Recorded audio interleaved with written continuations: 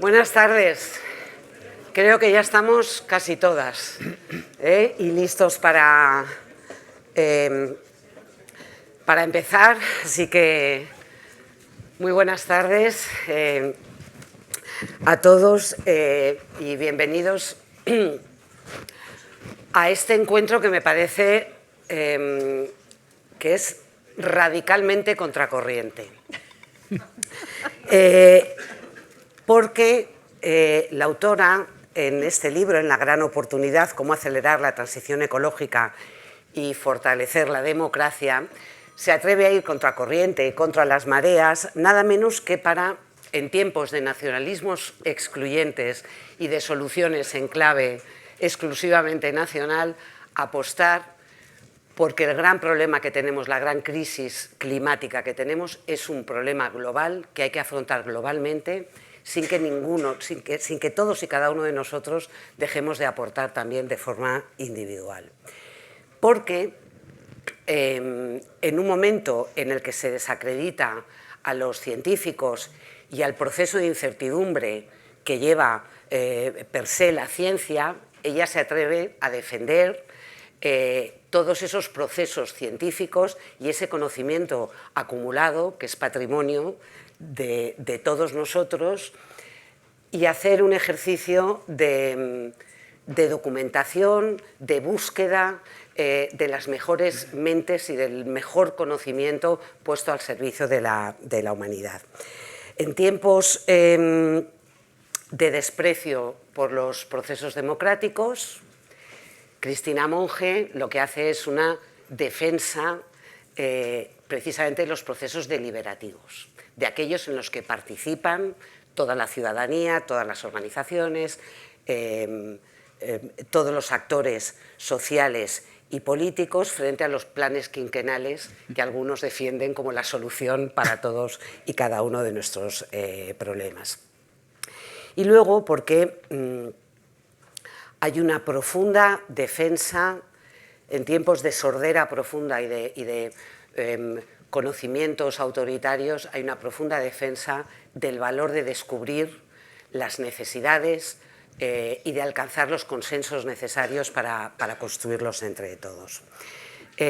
Hay otra cosa que para mí es muy importante, pero bueno, viniendo de una científica social como es la profesora Monge, que desde la academia, desde los medios de comunicación y sin perder pie en el barro del territorio, de las calles, de los movimientos asociativos, del activismo, pero con nada de postura naif y como cónsul honoraria que ella es de Zaragoza y de Aragón entero, aquí en Madrid, se atreve a plantear en un libro fundamental, con un lenguaje clarísimo, pero riguroso y lleno de datos, un debate esencial, porque, como tú dices, Cristina, nos lo jugamos todo, y es ahora o nunca. Muchas gracias, Cristina, por este libro y por darnos la oportunidad. No voy a decir de que esto sea una reunión clandestina o de resistencia, un poco por hacer honor a nuestros ilustres anfitriones de la Fundación Ortega Marañón, pero sí que tiene un punto, lo que tú cuentas y posiblemente todos los que estáis aquí reunidos, de trabajar y de resistir contracorriente ante las nuevas marejadas que nos llegan de la historia. Cristina. Muchísimas gracias, Montserrat. ¿Se oye? Sí. Muchísimas gracias, Montserrat Domínguez, periodista, amiga. Nos va la vida en ello. Y por eso creo que, aunque suponga en ocasiones, o que se pueda pensar que es ir contracorriente, no tenemos mayor desafío como humanidad que afrontar esta crisis ecológica, esta crisis climática. Decimos climática, pero en el fondo es ecológica, ¿no? Que es mucho más amplio, y hacerlo de manera que no tensione las sociedades, que no incremente la desigualdad y que no se convierta en una amenaza más para esas democracias que ya de por sí tienen muchos retos, ¿no? Déjame que empiece agradeciendo, vicepresidenta Sara Agesen, muchísimas gracias por estar aquí. Beatriz Corredor, presidenta de Redella, muchísimas gracias. Antón Costas, presidente del Consejo Económico y Social, es un lujo tenerte aquí. Amigas, amigos, a todos los que habéis hecho esto posible y, por supuesto, a la Fundación Ortega Marañón, que siempre acoge este tipo de debates haciendo gala de lo que Ortega diría, ¿no? En primer lugar, tenemos que hablar de las cuestiones de nuestros tiempos y, por supuesto, tenemos que saber lo que nos pasa. No vaya a ser que no sepamos lo que nos pase y eso sea lo que nos pasa. Así que muchísimas gracias por acoger esto y gracias a vosotras y a vosotros por haber aceptado estar en esta tarde presentando este libro. Me ha pedido que le disculpe Cristina Narbona, que estaba anunciada y que a última hora no ha podido venir, por el único motivo por el que no nos hemos enfadado, y ha sido por amor. Así que vamos a admitir sus excusas y solucionado. ¿Por qué este libro, Monse? Mira, esto es de alguna forma la puesta en limpio de un montón de años de reflexiones teóricas, de investigación científica, pero también de experiencia práctica. En el ámbito asociativo, tú decías, en el ámbito de think tanks, de otro tipo de entidades sociales, políticas, que de alguna forma intentan hacer de la transición ecológica una realidad, ¿no? Desde hace mucho tiempo. Poner esto en limpio supone también reconocer el trabajo de todas esas personas, que por cierto veo por aquí muchas caras de muchas entidades, no voy a nombrarlas a todas, pero supone reconocer el trabajo de esas personas y supone, o el libro quiere suponer, una aportación para que ese trabajo se realice de una forma mucho más eficaz, mucho más rápida, con mayor envergadura, con mayor ambición y con mayor velocidad. Porque esto parte de la constatación de que la transición está en marcha. Puede parecer que estamos contracorriente. Yo luego voy a defender que no tanto, pero la transición está en marcha. ¿Cuál es el problema? Que es contradictoria, como todas las transiciones. Nunca en la historia, Antón, corríjame si me equivoco, pero creo que nunca en la historia hemos visto una transición que sea una línea recta entre dos puntos, sino que las transiciones están llenas de curvas, subidas, bajadas, dificultades, frenazos, acelerones, y todo eso también compone esa transición, ¿no? Por lo tanto, estamos ante una transición de una dimensión tremenda que supone cuestionar las bases de lo económico, de lo social, con repercusiones políticas muy importantes que se obvian a veces y que implica un enorme desafío. ¿Qué pretende este trabajo? Pretende dos cosas. Primero, reivindicar la naturaleza política de la transición. Muchas veces pensamos que estamos ante una transición fundamentalmente tecnológica. Está por ahí el profesor Carlos Matáis y Julio Lumbreras de la Politécnica, que suelen decir aquello de que tenemos tecnología por encima de nuestras posibilidades. Y es verdad, tenemos mucha más tecnología que la que necesitamos y más que tendremos, afortunadamente. Está muy bien que la tengamos, no hay que desdeñarla, pero ese no es el problema, ¿no? Tampoco es un problema de conocimiento. Tenemos cada vez más y mejor conocimiento sobre estos asuntos, y todos los que estáis aquí, y todas lo sabéis. Lo que tenemos realmente es un reto político, y muchas veces lo obviamos. Y por eso una politóloga lo que intenta hacer es evidenciar la naturaleza política de esta transición. ¿Y por qué es política? Pues porque significa cuestionar los cimientos del poder, remover los cimientos del poder, y preguntarse cómo podemos reestructurar nuestro modelo social y económico de una forma que sea coherente con los principios de la vida. Y digo de la vida y no del planeta, porque en contra de lo que muchas veces se dice, tenemos que trabajar por el planeta, por el bien del planeta, por el futuro del planeta. El planeta, salvo que le tiremos no sé cuántas barbaridades, que no voy a dar ideas a nadie, el planeta tiene una capacidad de resiliencia, de sobreponerse tremenda. Lo hemos visto muchas veces ya, ¿no? El problema lo tenemos los seres vivos que habitamos el planeta, entre ellos las personas, ¿no? Porque las condiciones de vida empiezan a tensionarse de forma que se pone en cuestión que pueda ser posible. Y lo se hace además de una manera donde no todos pagamos por igual. La crisis ambiental nos empobrece a todos, pero empobrece más a los que menos tienen. Y por lo tanto se incrementan las desigualdades. Desigualdades que en este trabajo yo profundizo un poquito en tres.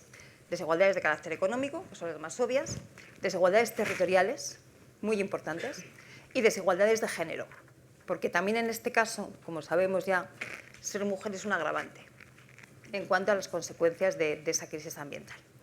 Y a partir de aquí, a partir de reconocer esta naturaleza política de la crisis ambiental, yo lo que me planteo es qué se puede hacer para avanzar. Por eso, de una forma quizá un tanto kamikaze, pero el libro empieza con un decálogo de propuestas directamente, ¿no? ¿Cuáles son esas propuestas? Previamente, bueno, no las voy a contar, mucho menos, pero previamente a todo esto se plantea algo que yo creo que es importante, ¿no? Y que allí creo que está documentado. Y es que la crisis ambiental no es de izquierdas ni de derechas, la crisis ambiental es, el cambio climático es.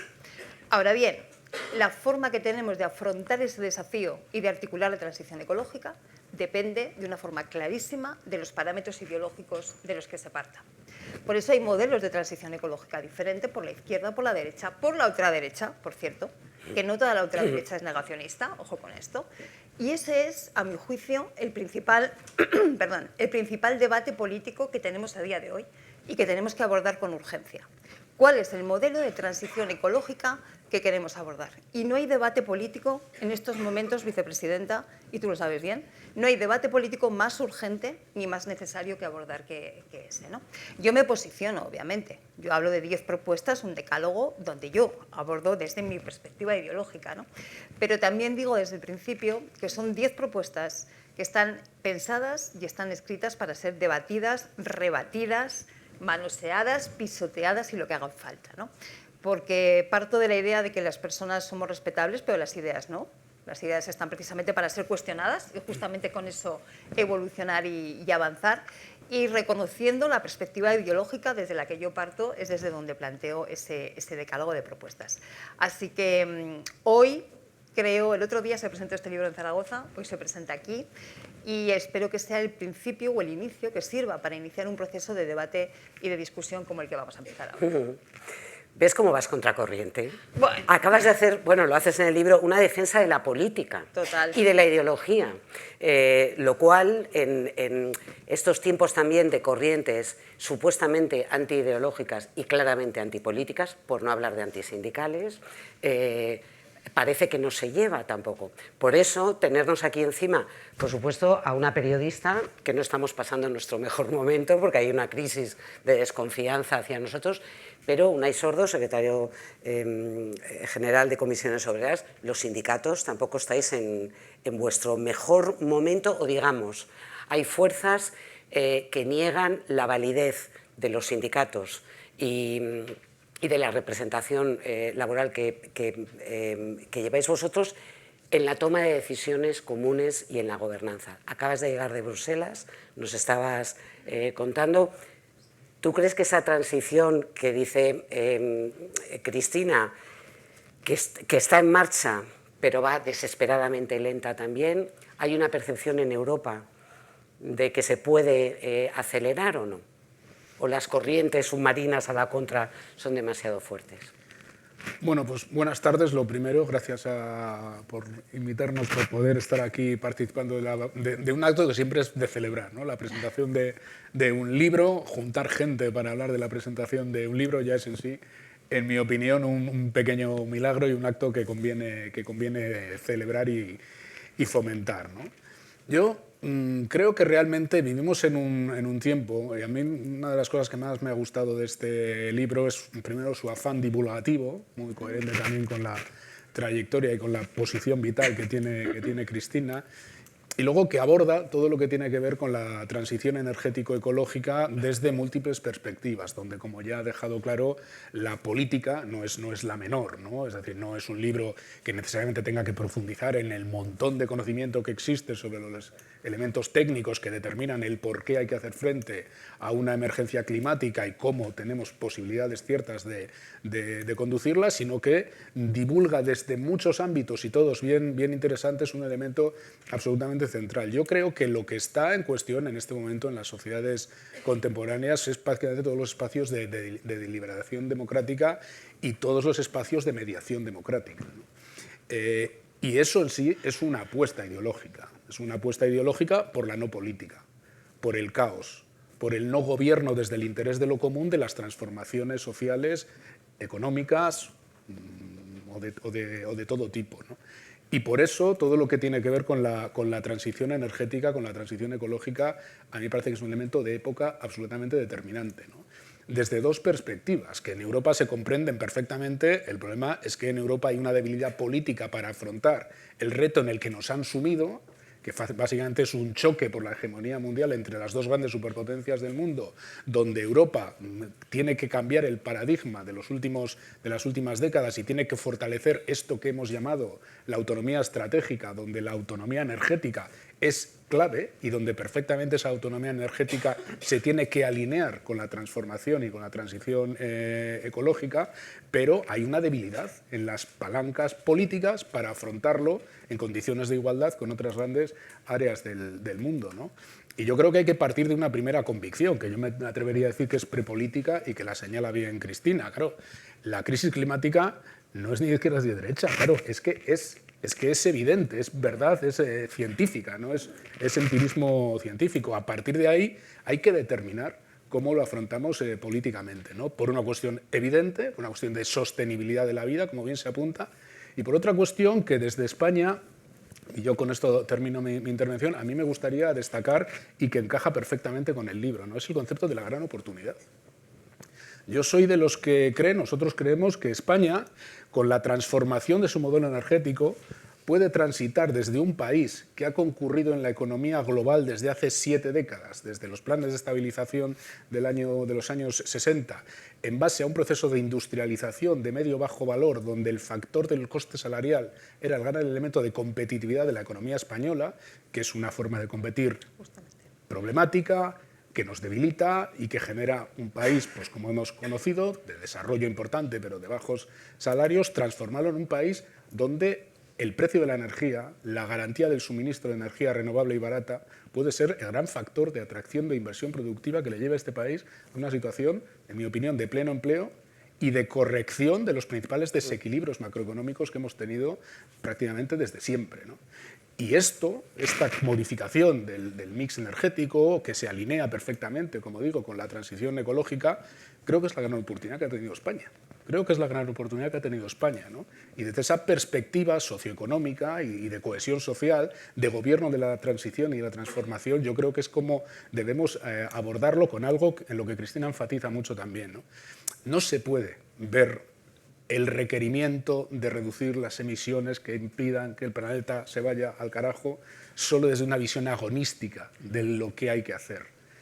Es que es una magnífica oportunidad en términos de desarrollo económico y, como ella plantea también, en términos de profundización democrática, porque precisamente gran parte de los conflictos generales que ha habido en el mundo desde siempre, se basan en el aprovisionamiento de las fuentes de energía en que en cada momento han movido el mundo y donde las energías fósiles pues, han sido el ejemplo claro en las últimas décadas, ¿no? Esa parte del decálogo, el abordar, que también me parece revolucionario, en el sentido de decir, abordémoslo con placer, con ilusión. Es imposible involucrar a toda la sociedad en un proyecto tan complejo sin hacerlo desde el optimismo, porque ¿quién vende directamente el apocalipsis o qué éxito? Aunque digamos que el apocalipsis tiene también sus adeptos.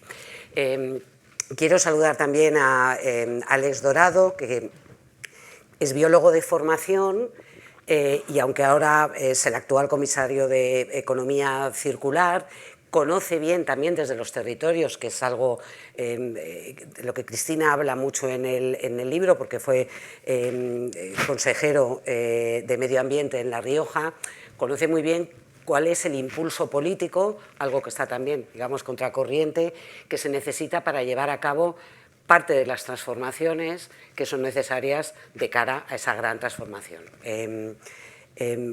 Alex, estamos ahora ante una situación que Cristina subraya, que es una versión 4.0 del negacionismo, que es el retardismo.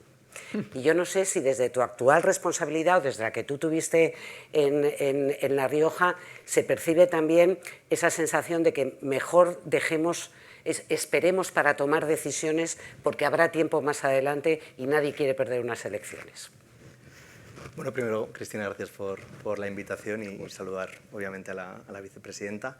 Yo creo que nos encontramos en un momento en el que es bastante fácil comparar esa vertiente política, ¿no?, de la transición de la que habla Cristina y que vemos, por un lado, algo que ha ocurrido hoy, ¿no? La vicepresidenta y el presidente del Gobierno han presentado el Pacto de Estado frente a la emergencia climática, que ha sido un movimiento para intentar, pues, consensuar medidas para abordar esa emergencia climática y ambiental, también de biodiversidad, crisis hídrica también, en la que estamos, y ahí, digamos, se han planteado el modelo de avanzar hacia medidas factibles y consensuadas hacia esa transición ecológica, o también hemos vivido el modelo contrario, que más que retardismo casi que es retropedalismo, es el que está viviendo la Unión Europea, ¿no? Hemos visto esa bajada de la ambición en cuanto a los objetivos de eliminación de los coches de combustión. Hemos ido también viviendo otro tipo de renuncias con respecto a medidas de deforestación, de información no financiera, de alegaciones ambientales, digamos, consensos a los que se había llegado en la etapa anterior, en la legislatura europea anterior, y que ahora vemos que se están destruyendo por esas fuerzas políticas que están instaladas, yo diría que en el negacionismo, en el retardismo, en ya destruir lo construido, ¿no? Entonces, esa visión política de la transición ecológica creo que se ha visto muy bien, ¿no? en los días de hoy, con unas fuerzas políticas que intentan avanzar hacia la transición ecológica de un modo consensuado y otras fuerzas políticas que lo que intentan es perder esta oportunidad. Me gusta mucho también el título y es algo que la vicepresidenta siempre dice cuando tiene ocasión, ¿no? la agenda de oportunidad de la transición ecológica, y en esta especie de moda en la que nos hallamos de ir en contra de las medidas ambientales, yo creo que tenemos el riesgo de perder esa oportunidad, ¿no? Lo ha dicho también Unai, es una oportunidad para el desarrollo económico, es una necesidad en términos ambientales, es una necesidad en términos de salud humana y de bienestar. Yo creo que también algunas cosas que se perfilan en el libro, ¿no? Como empezar a medir las cosas de forma diferente, esa apelación a una alternativa diferente al PIB, creo que es esencial. Llevamos mucho tiempo hablando de eso, se habló también la semana pasada en UNEA, en la Asamblea General de Medio Ambiente de Naciones Unidas, persiste, pero al final nunca damos el paso, ¿no? Y tenemos que intentar medir las cosas de forma diferente, porque si no ya nos están ganando gran parte del relato, ¿no? Cuando medimos solo el PIB y solo nos importa eso en términos, intentando equiparar que el crecimiento del PIB es igual al crecimiento en bienestar y ignorando todas las repercusiones ambientales que tiene ese crecimiento del PIB, ¿no? Yo creo que el PIB es una buena medida para el bienestar de las empresas, pero no para el bienestar de las personas, ¿no? Entonces, esa apelación me parece muy interesante del libro de Cristina, de empezar también a abrir la mirada, a luchar el relato no solo en los lugares donde estamos acostumbrados, sino realmente en lugares o en términos que damos siempre por hechos, y que puede que esa sea parte del problema, ¿no? Que no llegamos a parte de la ciudadanía, no logramos convencer porque jugamos con unas reglas del juego que no son las más óptimas. Pues mira, ya que has sacado el tema, ayúdame a entender, Cristina, Unai también, la decisión de retrasar la prohibición de coches de combustión en la Unión Europea. Eso es un ejercicio realista, que tú insistes mucho, y te lo he oído decir miles de veces y en el libro también, la transición tiene que ser justa. Se han hecho críticas, y no solamente desde la extrema derecha, de los nacionalistas, de que una transición diseñada sin tener en cuenta los territorios, los más desfavorecidos, la gente que obligatoriamente tiene que coger el coche, es decir, un mundo no urbano, tiene luego consecuencias que pagamos entre todos. Los sindicatos alemanes y los sindicatos del motor en Alemania son de los que más han presionado precisamente para retrasar, pero bueno, España es el segundo fabricante de automóviles en Europa. Ayúdame a interpretar esto, Cristina. ¿Es un paso atrás? ¿Es una forma de retardar y de ir quitando la urgencia de la agenda? ¿O es necesario ir dando esos pasitos para atrás y para adelante para conseguir el consenso necesario? Es la constatación de un error histórico por parte de la Unión Europea. Y ahora lo explico.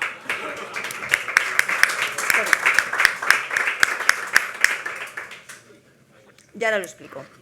Que la transición será justa o no será es evidente. En esta sala veo allá al fondo a varios culpables de que hablemos de transición justa. Manolo Garí, uno de los fundadores de ISTAS, Instituto de Salud Laboral y Medio Ambiente de Comisiones Obreras, fundador de ISTA del año, es igual, del siglo pasado, ¿vale? Voy a dejarlo ahí. Del siglo pasado. A su lado, Joaquín Nieto, antaño representante de la OIT aquí en España, pero no solamente eso, sino el pesado que iba por Sustain Labour, una organización que unían el ámbito sindical y ambiental a las COP, a las cumbres de cambio climático, diciendo que la transición tenía que ser justa o no sería, y hablando de transición justa. Gracias a ellos, entre otras cosas y entre otras mucha gente, el Acuerdo de París incorporó el término de transición justa. Pero es que tenemos aquí a Laura Martín Murillo, que hasta hace 4 días era la directora del Instituto de Transición Justa. Es decir, la transición no es justa o no será, y en España yo creo que podemos presumir, ellos lo saben, no es porque estén delante, pero ellos saben que yo siempre presumo de que los sindicalistas españoles fueron pioneros y gracias a vosotros, a vosotras, hoy tenemos esa idea de transición justa incorporada ya en el core de lo que es el discurso de la transición ecológica, ¿no? Con lo cual, totalmente de acuerdo. Pero ¿por qué digo que es la constatación de un fracaso histórico de la Unión Europea? ¿Por qué se ha retardado esa decisión? ¿Por qué se hace gala del retardismo, ¿no?, más explícito, echando más adelante esa prohibición de los coches de combustión? Porque los chinos se nos están comiendo el mercado automovilístico. Punto pelota, no es otra cosa. Hace 2 décadas, cuando a los fabricantes de automóviles les decíamos la movilidad del futuro es una movilidad eléctrica, y haced el favor de poneros las pilas, nunca mejor dicho, porque China ya lo está haciendo. La respuesta que nos daba la patronal del mundo del automóvil era: ¿tú te crees que el Estado alemán va a dejar caer a la Volkswagen? ¿Tú te crees que Francia va a dejar caer a la Renault? Pero no hace falta que los deje caer o no. Es que en estos momentos China tiene el mercado del automóvil eléctrico y de la movilidad eléctrica absolutamente en sus manos. Esto es entender que quien antes sepa interpretar cuáles son los instrumentos, los mercados y las líneas estratégicas que más van a mover el futuro, serán los que lo hagan. Es eso de que el futuro no consiste en adivinarlo, sino en crearlo, ¿no? Pues de alguna forma es la constatación de que Europa, con todo su sector automovilístico y con todos sus estados, Europa fue incapaz de entender que la movilidad del futuro pasaba por la movilidad eléctrica sí o sí. Y como Europa no lo ha entendido, otros sí que lo han entendido y han cogido la delantera.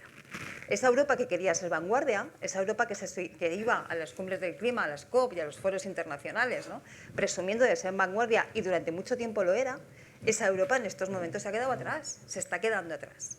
Pero ojo, porque esto tiene mucho que ver con los movimientos de fondo geopolíticos que está habiendo en el mundo. Veo allí a Andrea Ricci con ese libro, la era de la revancha, casi se me olvida, que habla mucho de ello. Y efectivamente eso forma parte de esos movimientos geopolíticos. Por lo tanto, mucho cuidado, porque no estamos hablando de retrasar un poquito, retrasar unos años el fin de los motores de combustión. Eso es lo de menos. Entiéndase, es muy importante. Pero ese es el detalle. Lo que hay de fondo es la constatación de que Europa está siendo incapaz de leer cuál es el futuro y, por lo tanto, querer liderarlo. Por eso decía que es la constatación de un fracaso histórico de la Unión Europea. No sé si lo veis igual. Vamos a ver, en efecto, la transición justa o es justa o no es. O es con unas contraindicaciones sociales y con pues lo que hablábamos antes, ¿no? Si esto se ve como el gran problema, si todas las transformaciones se ven como las grandes amenazas, esto genera unas reacciones sociales que son evidentes, ¿no? Y allí donde las transiciones se han hecho de forma previsora, con inversiones alternativas, con espacios, digamos, de inversión alternativa para los territorios, pues las cosas salen de una manera distinta a donde no se hace así, ¿no? Vivimos en un momento de transformaciones acumuladas, que yo creo que están generando 2 elementos muy importantes. Uno, pérdida de certezas en el futuro, y otra, pérdida de sentidos comunitarios de vida, que a veces también tiene con las transformaciones de los modelos productivos. Una cosa es que haya inversiones alternativas y otra cosa es que esto a veces modifica las pautas de vida, las formas relacionales, de donde desaparecen los sectores maduros, y esta sensación de pérdida, esta sensación de orfandad, más la sensación de no tener muy claro el futuro, pues genera elementos reactivos que en parte explican las irrupciones de los nuevos populismos de extrema derecha, ¿no? Claro, no ver esto y no entender que las transformaciones y las transiciones tienen que hacerse de forma preventiva, en el sentido de hablar con el territorio, de pactar con el territorio, algo que apunta en el libro, las zonas de sacrificio, la percepción que hay en importantes zonas, sobre todo rurales o de la España más vaciada, de que van a ser productores de energía renovable, pero no van a recibir a cambio inversiones que generen actividad, dinamismo y vida en las comarcas o en los territorios. Esto me parece que es un factor clave, un factor que es sociopolítico de primer orden. Y sin ese factor sociopolítico, sin esa capacidad de empatizar, digamos, con las poblaciones a la hora de organizar y de ordenar los tiempos de las transiciones y de las transformaciones, esto derrapa en la curva. A mí me caben pocas dudas al respecto, ¿no? Y a partir de ahí, yo creo que el retraso que ha anunciado, sobre todo, yo creo que tiene dos elementos muy, muy peligrosos, ¿no? El primero es que manda, una vez más, un mensaje de señales equívocas respecto a los inversores. El problema no es que se retrase un año o dos o 36 meses la entrada en marcha o la prohibición de un determinado tipo de motores. El problema es que, una vez más, se lanza una señal de que esto está en cuestión.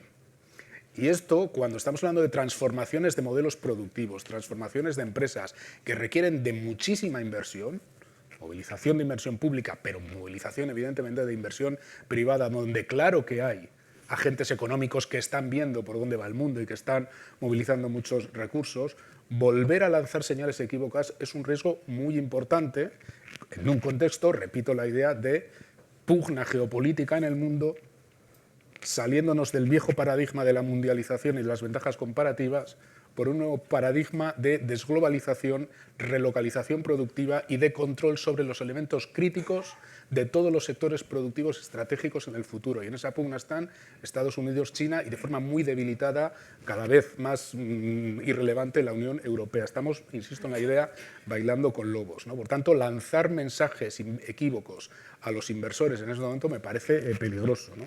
Y luego yo creo que hay otro elemento complicado. Es, una vez más, el juego de incentivos perversos.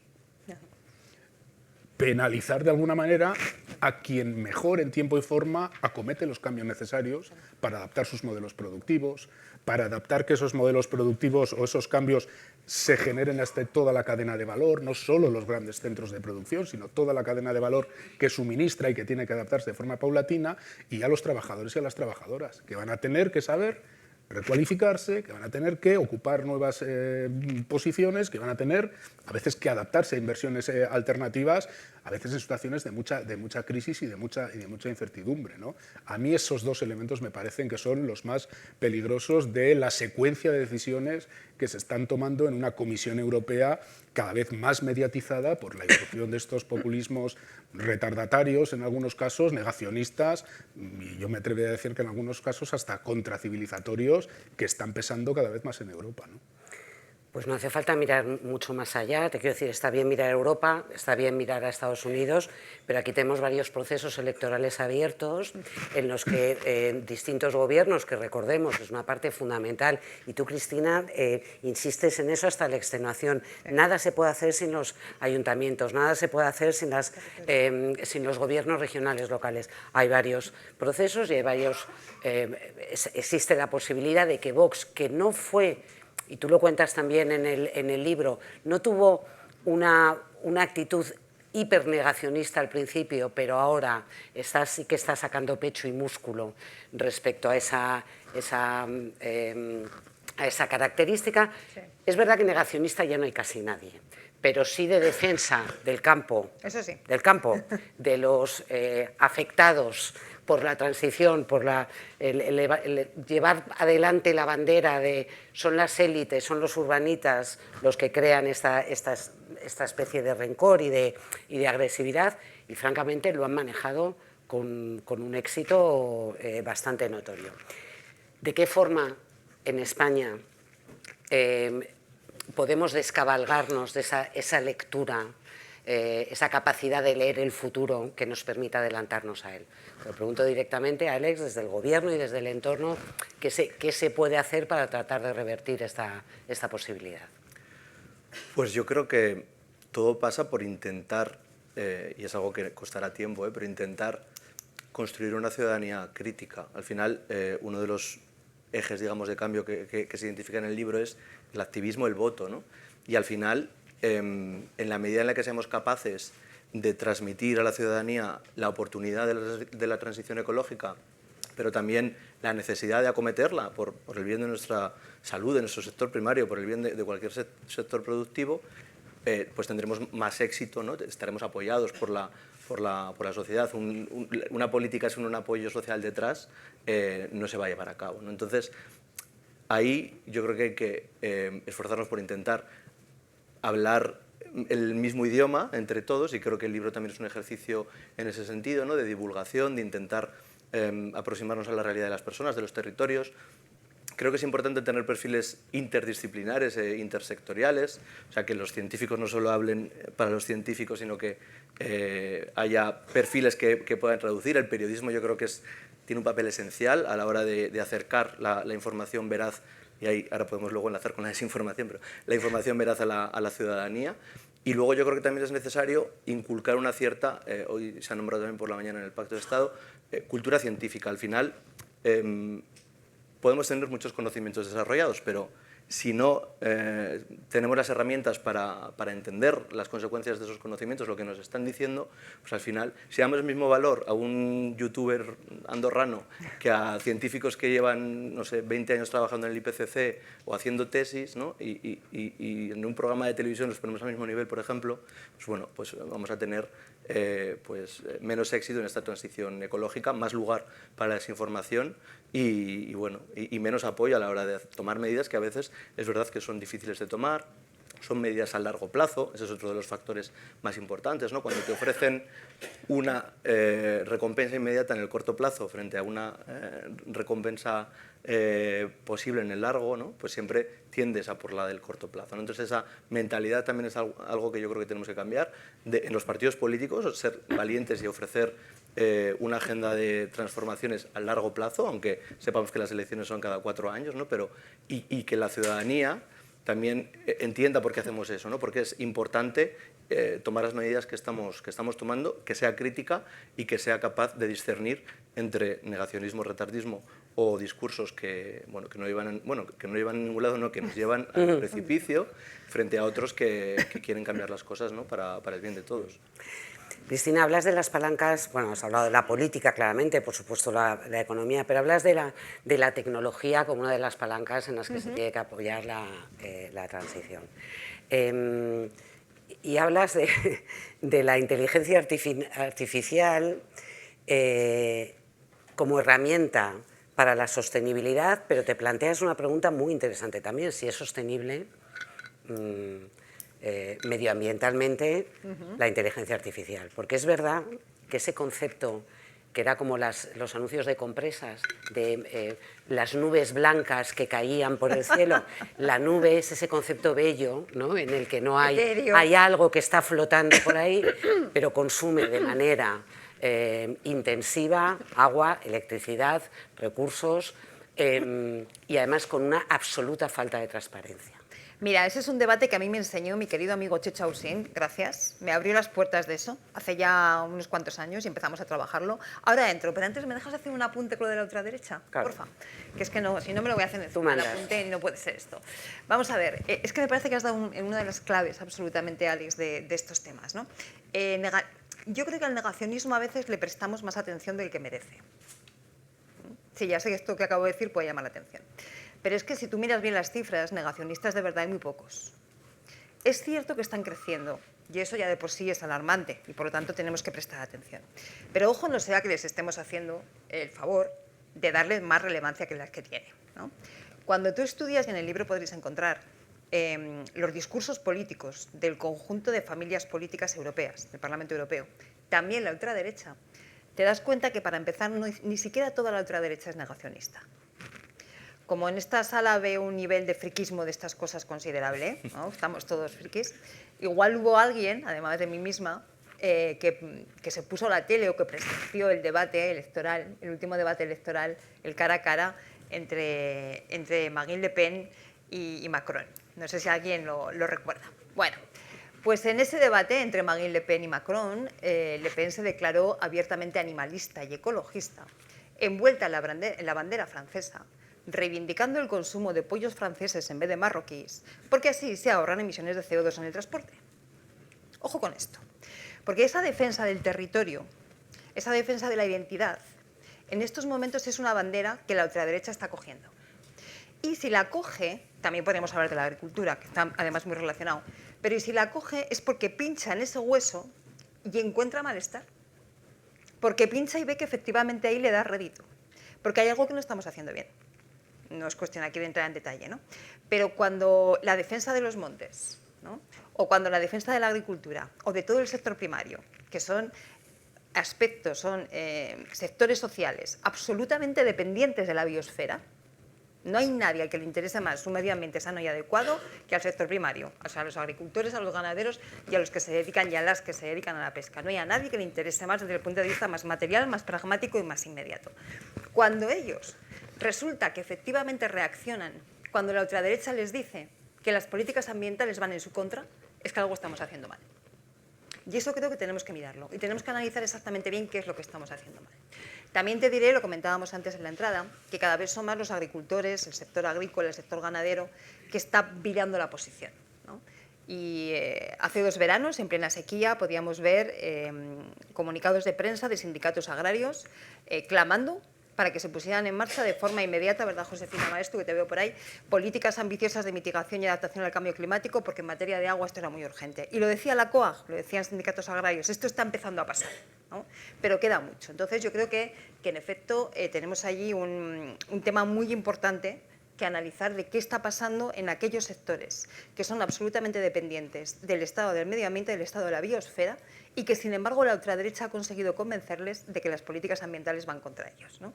Eso como apunte. En cuanto a la inteligencia artificial, te decía, fue Chechu Ausín el que a mí me abrió y me descubrió este debate, y en efecto, por aquellos entonces, Chechu, yo creo que todavía no intuíamos dónde iba a llegar la cosa, ¿no? Yo creo que nos quedamos cortos en aquellos seminarios que hacíamos, porque en efecto a día de hoy, hasta ahora, lo que es la digitalización, inteligencia artificial incluida, pero no solamente, ¿no? La digitalización siempre ha sido entendida como una aliada de la sostenibilidad. Digitalizar suponía tener mejores datos, analizar mejor y, por lo tanto, poder gestionar de forma más eficiente desde la energía hasta el tráfico de una ciudad, pasando por miles de cosas, ¿no? Además, efectivamente, estaba asociada a esto que llamábamos la desmaterialización de la economía, ¿no? Pasar de la economía de productos a la economía de servicios, con perdón para los defensores de la industria, pero en aquel momento, en algún momento, aquello resultó ser una buena idea, ¿no? ¿Qué está ocurriendo? Pues que conforme todo esto se va desarrollando y se va implantando, nos estamos dando cuenta de varias cosas. Para empezar, que el consumo de agua, pero sobre todo de energía, ¿no?, que requieren este tipo de tecnologías, pensamos que es brutal, pero ni siquiera lo sabemos del todo porque la opacidad es tremenda. Yo soy vicepresidenta que estáis trabajando en una ley para incrementar la transparencia de los centros de datos. Bueno, es que en estos momentos o se sabe efectivamente cuánta cantidad de energía y de agua, pero sobre todo de energía, están consumiendo, o va a ser absolutamente imposible que eso se pueda acoplar con los criterios de sostenibilidad. Pero es que también más cuestiones. Hay nada menos que toda una geopolítica de las materias raras, ¿no?, de los materiales, de esas tierras raras, que son esenciales para las cuestiones que tienen que ver con la digitalización, y que, sin embargo, van a plantear relaciones geopolíticas muy, muy difíciles de articular, donde podemos estar hablando de un neocolonialismo, en función de cómo se apliquen estas políticas, ¿no? Por no hablar de residuos, que se lo sabes tú mejor que yo, que te dedicas a la economía circular. Es decir, hay una serie de elementos ahora mismo que empiezan a decirnos que los dos grandes caminos de cambio que estábamos abordando, que era lo digital y lo verde, que hasta ahora entendíamos que iban de la mano, en estos momentos se están bifurcando. Y si no van de la mano, ya sabemos quién gana. De hecho, fíjate, Monse, que hablamos de transición ecológica y de revolución digital. Es decir, hablamos de lo ecológico como un proceso pautado de cambio sosegado y de lo digital como una revolución. Por lo tanto, o van de la mano y van en la misma dirección, o realmente sabemos quién se queda atrás y quién gana. Por eso es tan importante el debate que hoy, entre tecnólogos, pero no solamente entre tecnólogos, sino el conjunto de la sociedad y nuevamente el conjunto de los conocimientos. Fijaros que cada vez que hablamos de un tema diferente decimos, necesitamos muchos conocimientos diferentes para abordarlo, ¿no? Y este también. Entonces necesitamos ver cómo siguen siendo compatibles una cosa con la otra. Tú querías, Cristina, visto a nuestro público esta tarde, a gente con la que has trabajado mucho tiempo y que son los que pueden hacer y hacen, porque esto no es solamente una discusión, es también un tema de influencia, podíamos invitarles a participar y escuchar alguna de vuestras reflexiones. No sé si habéis tenido la oportunidad de leer el libro, pero desde luego lo que opina Cristina y su trabajo a lo largo de los años lo conocéis bien. Así que si os parece, abrimos también un turno de de cuestiones. Si tenéis, no sé si tenemos micro, o sencillamente con que alguien levante un poco el tono de voz es suficiente como para entrar en esta discusión. ¿Sí? Tres. Uno, dos, tres. Sí. Bueno, ¿por qué no vamos a discutir ahora del acuerdo Mercosur? Es un desastre para el medio ambiente, para la población rural. Se va a cambiar, van a venir, nos van a llegar productos del campo desde Latinoamérica, malo para ellos y malo para nosotros, por tener más necesidades, cubrir necesidades industriales. Yo creo que es importantísimo para eso. Si no, no se entiende nada, no se entiende nada. Hemos sacrificado el campo con una mentalidad que hubo del PSOE en su día de que el comercio internacional sin restricciones sería bueno. Perdón. Y se va a votar, ¿eh? Sí. Apuntamos Mercosur. Sí, por favor. Para mí también, aprovechando el título de la gran oportunidad, recuerdo aquellas sesiones que había cuando la COVID... Perdona, Albert, nos dicen que eleves un poquito eso. Sí, que aprovechando el título de la gran oportunidad, me acuerdo de aquellas sesiones que había cuando la COVID, que si saldríamos mejores, etcétera y tal. Y como has dicho, estos procesos, estas transiciones suelen ser muy largas. Entonces, yo tengo una especial preocupación por el factor generacional. Es decir, la gente joven a lo mejor hoy día no está muy vinculada, o gente que ahora mismo no se lo plantea, a lo mejor van a ser dentro de unas décadas, porque no sabemos lo que es. Lo que usted, profesor, también era es todo muy complejo. Pero dentro de unas cuantas décadas, ¿quién va a culminar eso? Pero lo que ahora mismo están en esos procesos no van a ser los que los culminen. Y va a tener que ser gente joven que a lo mejor ahora mismo no está en ello. ¿Cómo lo ves desde ese punto de vista generacional? Una más y hacemos... No, espera, que había levantado ahí la mano. ¿Tú habías pedido la palabra? No. Bueno, adelante. Sí, hola. Bueno, yo tenía una reflexión. Yo parto de una idea de que la descarbonización de la economía no tiene por qué hacerse de forma ecológica ni justa, es factible. Sí, claro. Sí, sí. Eso hay que tener en cuenta, ¿no? Dicho esto, a mí llevo muchos años, como Cristina sabe, en esto, décadas, y en la ecuación hay algo que no me cuadra, y es cómo es posible hacer una transición de este tipo en un contexto de economía capitalista, que es extensiva, altamente sujeto de recursos. ¿Es factible? ¿Hasta dónde podemos llegar en ese cambio? ¿Hasta dónde puede llegar la oportunidad? Porque yo creo que la oportunidad completa es inviable. Por lo tanto, ¿hasta dónde tú crees que en tu reflexión, en tu investigación, hasta dónde se puede llegar? Es decir, hasta aquí podemos llegar y el resto, Dios dirá, como diría mi abuela. Unai. No, tú, que eres la autora. No, tirad vosotros también, que estáis aquí. Yo he venido aquí a acompañar. Sí, no, tirad, que tenéis mucho que aportar. Empezando quizás por lo último, y luego me refresquéis la memoria porque ya no me acuerdo bien. Descarbonización de la economía. No solo basta con descarbonizar la economía, primero hay que desmaterializar la economía. Aquí como comisionado para la economía circular hago bandera. Creo que es parte del secreto. La economía circular son cambios en los hábitos de producción y consumo. Eso pasa por la energía, pero también pasa por los materiales. La extracción de materiales es responsable de gran parte de las emisiones de gases de efecto invernadero, hasta el 60%.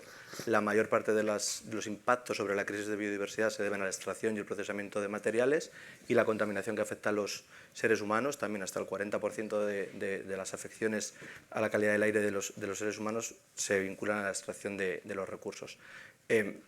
Primero, los cambios en la producción a través del ecodiseño son esenciales. Tenemos que intentar dejar de extraer, no hace falta dejar de usar, pero tenemos que lograr hacer un ciclo en el que el uso sea tirante, tendente a infinito, ¿no? Con las dificultades que eso tiene.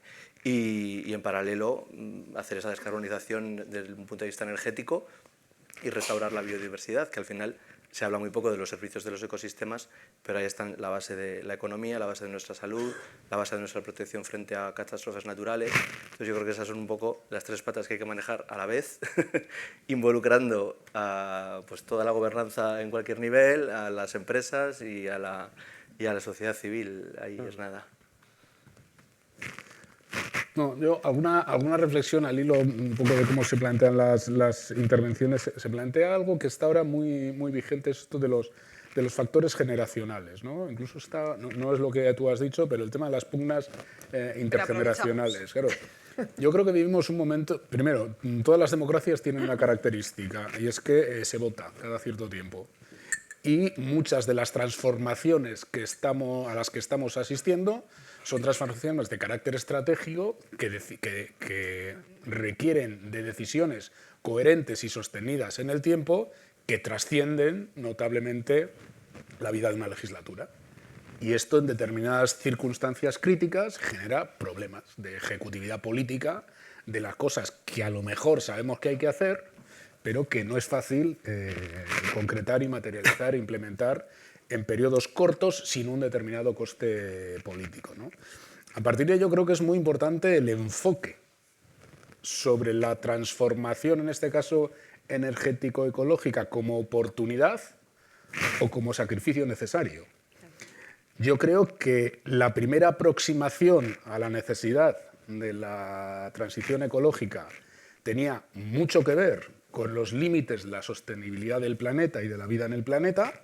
Entonces, había que hacerlo desde una percepción de sostenibilidad, pero con elementos quizás de sacrificio, y se oponía mucho, ¿no?, la ecología frente al desarrollo. Y en este momento creo que estamos en disposición de cambiar los términos de la ecuación y planteándolo más bien como oportunidad. Desde el momento que ir prescindiendo paulatinamente de los combustibles fósiles para sustituirlos por otro tipo de combustible no es una oportunidad de sacrificio, no es un riesgo de sacrificio, es más bien una oportunidad de desarrollo. Claro, tiene que ser una oportunidad de desarrollo sostenible, compatible con los límites de consumo que tenga el planeta y con tener en cuenta el factor del territorio y del reequilibrio territorial. En ámbitos europeos, en ámbitos mundiales, habría que hablar mucho de comercio justo, pero este es otro tema, o en ámbitos como el español, ¿no?, que ha hecho referencia al riesgo de que las zonas de sacrificio que producen energía, pero no reciben inversión alternativa, ¿no? ¿Qué sería necesario para esto, teniendo en cuenta que vivimos en una democracia y queremos seguir viviendo en una democracia? Porque esto lo plantean los chinos, y claro, pues ustedes tienen un problema con esto de votar cada 4 años. Claro, unos mínimos raíles compartidos sobre a dónde queremos llevar el país. Generar unos mínimos consensos que luego tendrá sus más que matices en la gestión, porque en efecto no es lo mismo aproximarse desde una percepción ideológica de izquierda o de derecha. Esto es evidente. ¿Cuál es el gran problema? Que ahora mismo, sea por el retardismo, por el negacionismo, por lo que sea, hay un elemento disruptivo contra esos consensos que está mediatizando no ya a las extremas derechas, sino la que hasta hace poco llamábamos los centros derechas, la democracia cristiana o los centros liberales, donde en Europa es patente lo que está ocurriendo. Pero fíjate, Unai, que al hilo de lo que decías, tú lo subrayas en el libro, Cristina, y es que incluso en Estados Unidos, donde cualquier política de empresa que haga mención a los acuerdos verdes, al acuerdo de París y tal, aparentemente está proscrita, y cómo los que gestionan los grandes fondos y las grandes empresas han eliminado cualquier tipo de referencia, pero tú cuentas en el libro un momento no tan rápido, porque efectivamente hay criterios de eficiencia y de eficacia y de beneficio económico que ya sí que están vinculados a esa transición. Y ahora ya te dejo responder. Pues es que, en efecto, es que es así, ¿no? Bueno, yo creo que en todas las intervenciones hemos ido ya cerrando el círculo de qué tiene que ver esto de la transición ecológica con la democracia, lo cual quiere decir que nos hemos ido aproximando muy bien al tema, ¿no? Llegó Trump y mandó parar, pero no le hicimos caso. Los fondos de inversión verde no están dejando de crecer. Esta mañana la Secretaría General, en unas jornadas sobre edificación sostenible, daba los datos de cómo siguen creciendo los fondos de inversión verde y los planes de inversiones que invierten, o sea, los planes de pensión, perdón, que invierten en energías renovables, etcétera, etcétera. No solamente no han menguado, ni se han estancado, sino que siguen creciendo. ¿Por qué? Pues porque hay mucho beneficio, porque hay mucha pasta. En la transición ecológica ahora mismo hay mucha pasta. Y mientras esto siga siendo así, eso va a continuar. Otra cosa es que efectivamente se esconda, y otra cosa es que se tenga el riesgo de que en el momento que no sea tan rentable se paralice. Pero a día de hoy, puede cambiar mañana, pero a día de hoy esto no está pasando. Por lo tanto, primera constatación, no está tan claro.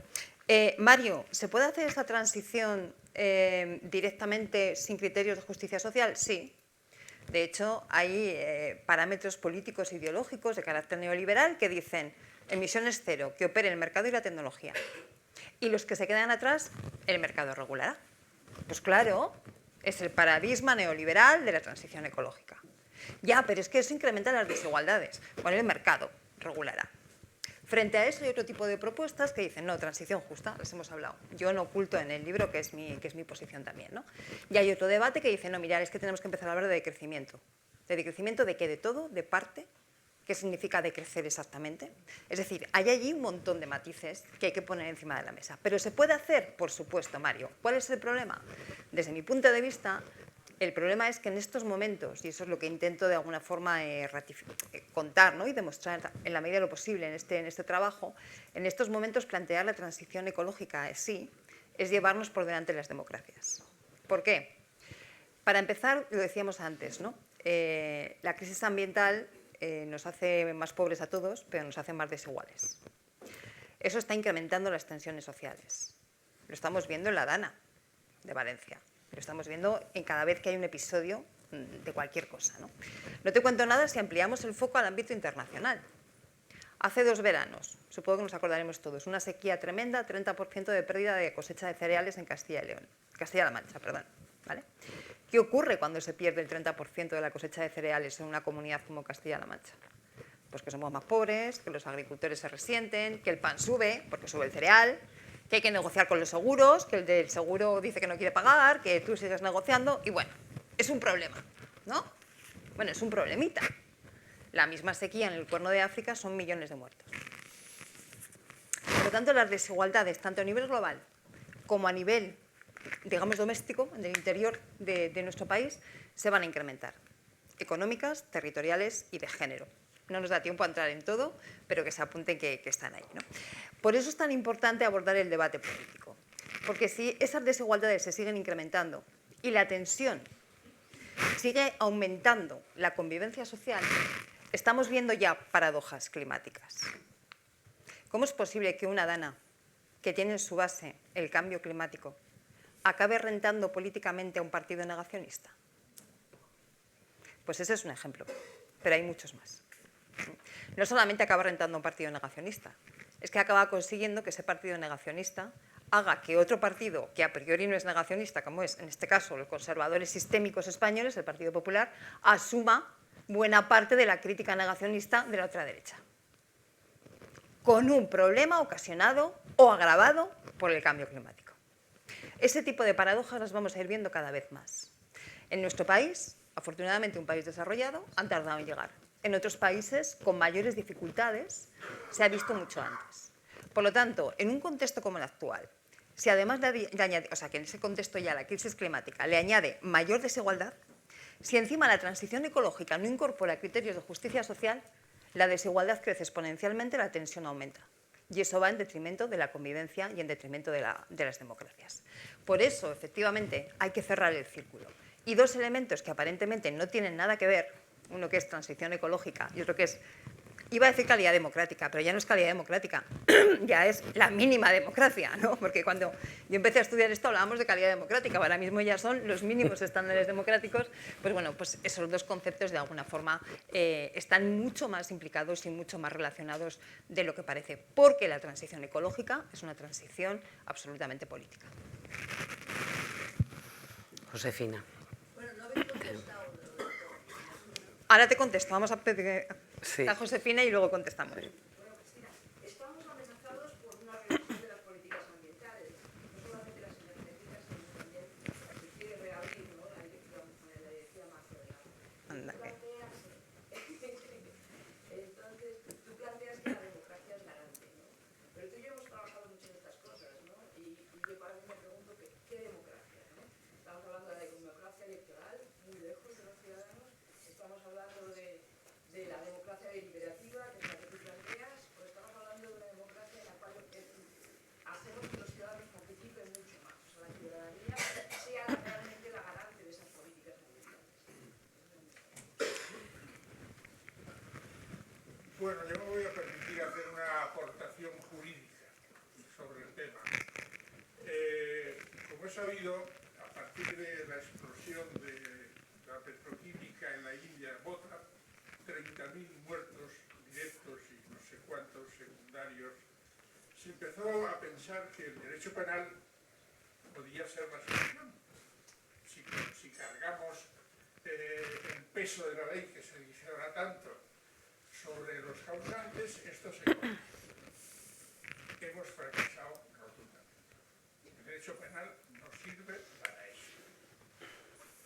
Los antijudicivistas tenemos un aforismo que dice que no hay que buscar el mejor derecho penal, sino algo mejor que el derecho penal.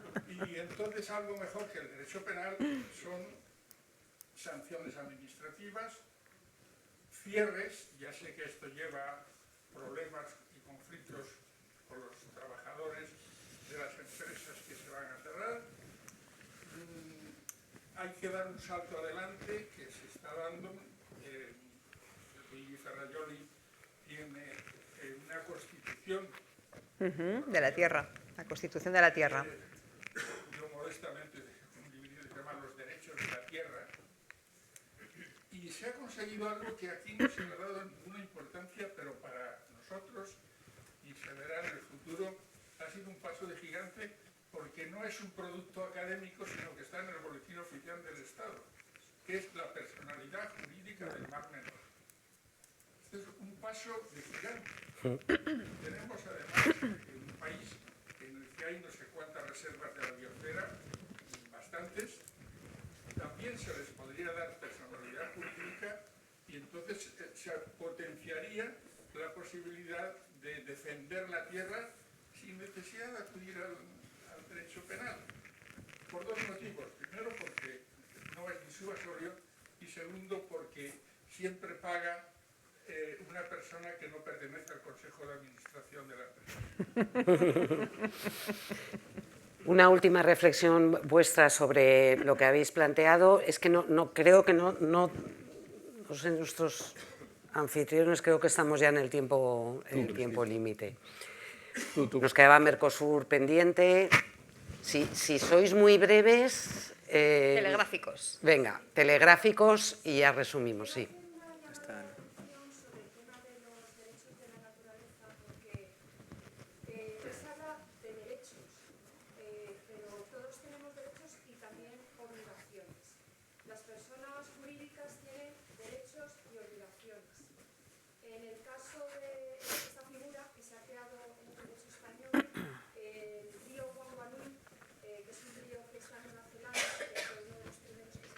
Primero. La ley que se le otorga personalidad jurídica dice que tiene derechos y obligaciones. Así pasó también con una sentencia del Tribunal de la India sobre el río Ganges, que también se le otorgó personalidad jurídica y tiene derechos y obligaciones. Entonces es muy importante tener esto en cuenta, porque hoy hablamos de derechos, pero todos los derechos conllevan obligaciones. Los derechos humanos igual.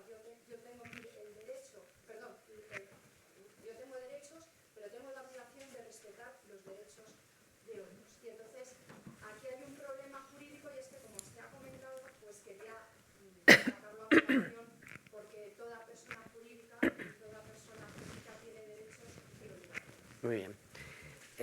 Sí. Me parece que eso no es compatible, la protección ecológica, el fortalecimiento de la democracia, con una esfera pública muy sana. Una esfera pública que transmita muy bien lo que circula entre una cosa y otra. No la tenemos. ¿Qué hacemos? Ay, Emilio, tú lo sabes mejor que yo.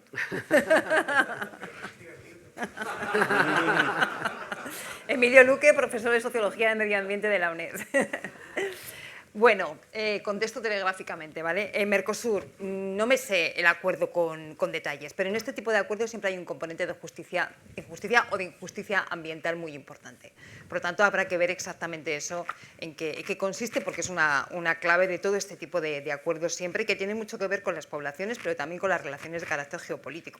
Por lo tanto, las complejidades son tremendas, ¿no?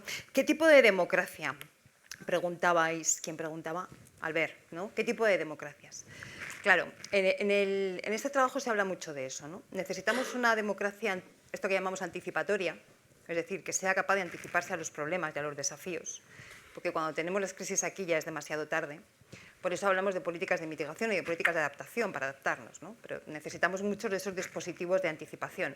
Pero sobre todo para mí la clave la daba Josefina cuando hablaba de que estas democracias tienen que pasar de ser democracias representativas liberales a ser democracias de lo que llamamos deliberativas, ¿no? Donde el conjunto de la sociedad, tú lo sabes bien, Josefina, se implique en, por un lado, en el diagnóstico de los problemas, en entender los problemas y en entender la transición. Hay un capítulo en este libro que se titula que algo así como ¿qué puedo hacer yo? O algo así, ¿no? Y esto es una terapia que yo me hago, ya os lo digo. Porque durante mucho tiempo los que nos dedicamos a estos temas, yo también, hemos metido la pata en muchas cosas, ¿no? Una de ellas ha sido en generar un discurso de culpabilización de la ciudadanía. Eres culpable porque coges el coche todos los días, porque comes excesiva carne y entonces el patrón alimenticio contamina un montón, porque no tienes en cuenta los criterios de eficiencia energética en tu casa, ¿no? Y claro, esto no va de comer más o menos carne una persona, o esto no va de apagar la luz cuando sales de la habitación, esto va de cambiar el modelo energético, ¿no? Y entonces creo que hemos generado una sensación de impotencia en la población absolutamente injusta, que puede que esté en la base de algunos de los rechazos que hemos ido cosechando en los últimos años. Ya no tanto, y creo que lo estamos corrigiendo, pero eso es así. ¿Qué es lo que yo creo que puede hacer la ciudadanía? Y así también contesto, Emilio, a lo que tú planteabas, ¿no? Pues al menos tres cosas. La primera, el que puede hacer que haga, ¿no? O sea, actuar, ¿vale? Y efectivamente, el que tenga a su disposición agricultura ecológica y la pueda pagar, pues hombre, que consuma productos de agricultura ecológica en vez de otros que no lo son, ¿no? O el que pueda vivir con transporte público, que haga el favor de usar ese transporte público en vez de ir al coche privado, y el que tenga que recurrir al privado y pueda pagárselo, pues que opte por la movilidad eléctrica. Esto es de perogrullo, vale, ya está, ¿no? Pero eso no lo puede hacer todo el mundo, ni por disponibilidad ni por renta. Pero hay dos cosas que sí que podemos hacer. Primero, exigir a los que pueden hacer. Y pueden hacer las administraciones públicas, pueden hacer los gobiernos, pueden hacer las empresas, grandes, pequeñas y medianas, cada uno con su responsabilidad diferente, pero pueden hacer. Y hay un tercer elemento que es gratis, que es fácil, que de momento está bien visto, que podemos hacer todos los mayores de edad, pero que no lo incorporamos, que es votar. Eso es revolucionario también. Eso es revolucionario también, claro. Porque entonces encuestas, y según las encuestas, al 90% nos preocupa muchísimo el cambio climático, pero se nos olvida el cambio climático cuando vamos a votar. ¿Incorporamos los temas ambientales en la decisión de qué papeleta cojo? No los estamos incorporando. Por lo tanto, hay cosas que podemos hacer para sanar esa esfera pública que decía Emilio, ¿no? Que tienen que ver con esto, que si lo planteamos desde el punto de vista colectivo entraríamos también en el debate de la desinformación, que ya no nos da tiempo. Y aparte yo me voy a quedar sin voz.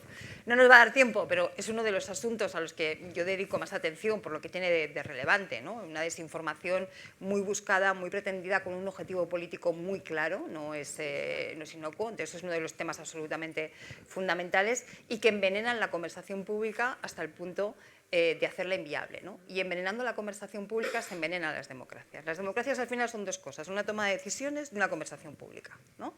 A la toma de decisiones le hemos dedicado mucho espacio, mucho tiempo, mucha reflexión y bienvenida sea, ¿no?